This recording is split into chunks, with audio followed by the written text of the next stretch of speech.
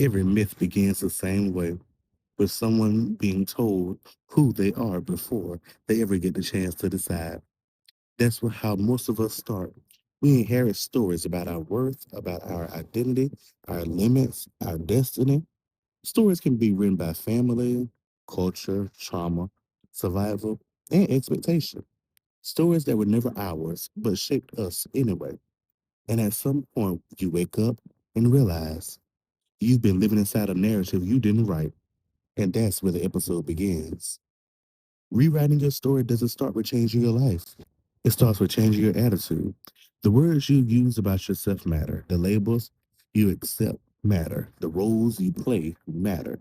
Are you the hero, the villain, the side character, the comic relief, the caretaker, the survivor, the one who holds it together? Who told you that was your role? Because you weren't born with a script.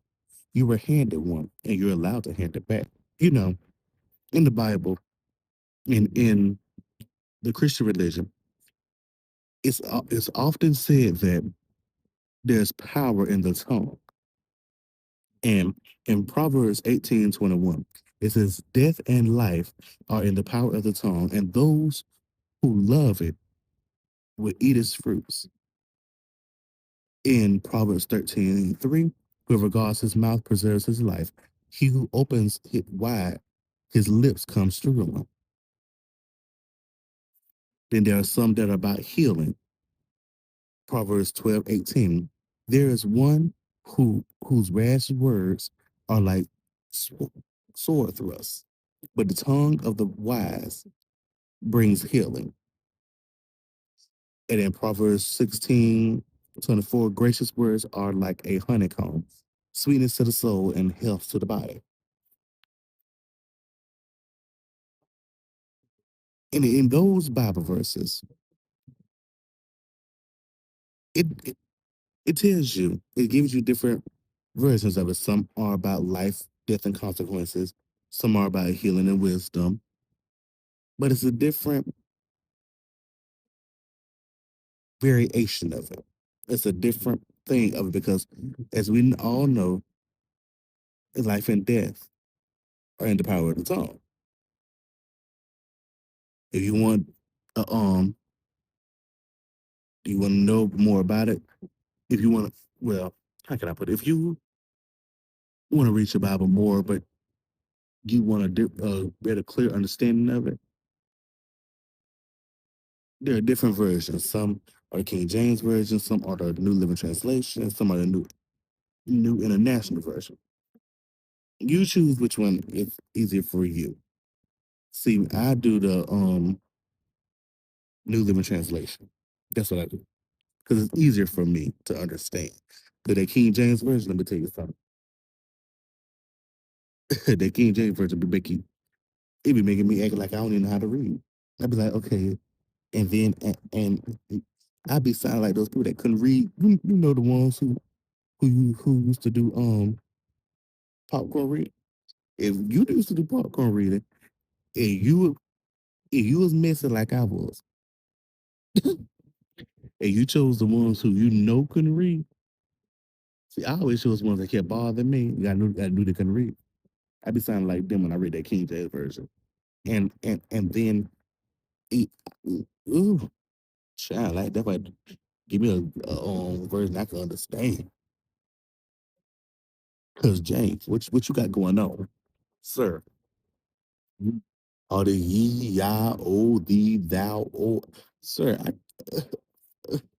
Then how you what you saying? Like, I'm sorry, but I had to find me a different version of the Bible. Okay. Every myth has a turning point. The moment the character stops reacting and starts choosing. For some people, it's heartbreak. For others, it's burnout. For others, it's a quiet moment where they finally hear themselves think. But the turning point always sounds the same. I can't keep living like this. That sentence is the beginning of authorship. It's the moment you can stop being a character in someone else's story and start becoming the narrator of your own.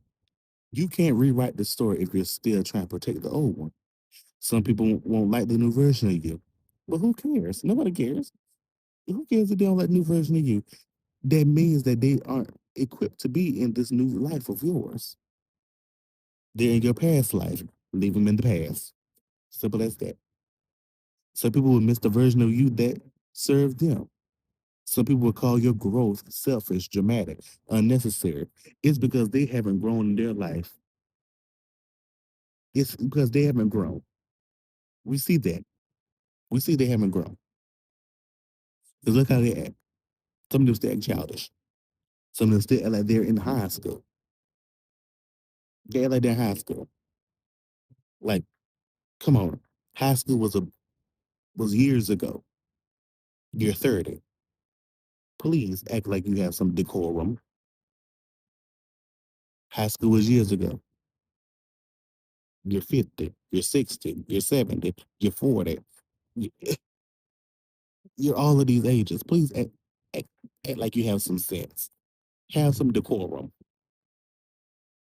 instead of acting like, oh, so childish and immature.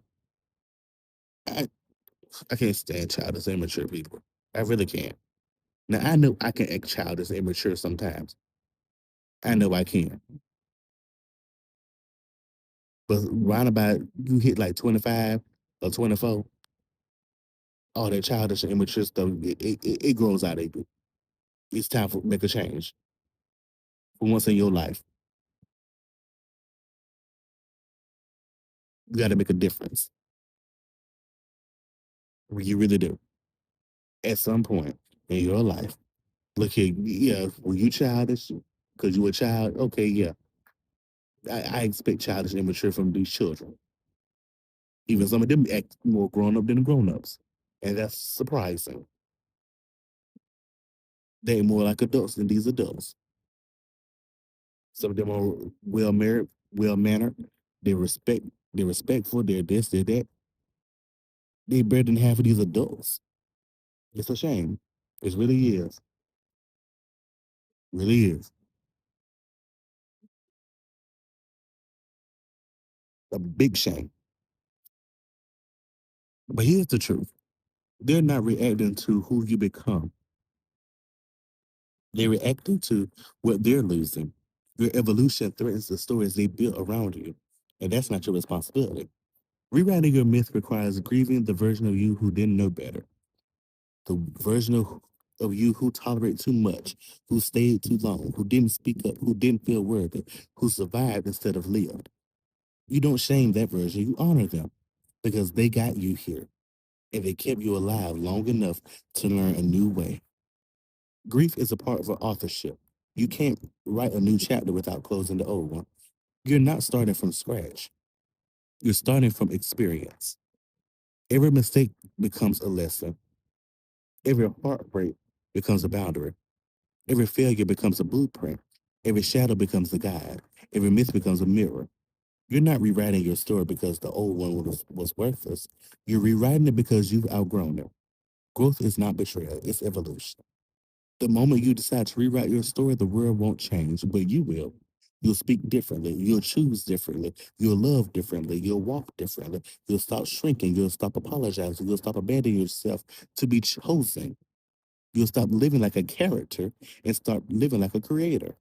That's authorship. Becoming the author of your own story doesn't mean controlling everything. It means claiming your voice. You can't control the plot twist. You can't control the losses. You can't control the timing, but you can control the meaning. You can control the narrative. You can control the way you show up in your own life. You can decide that the story isn't about what happened to you. It's about how you became because of it.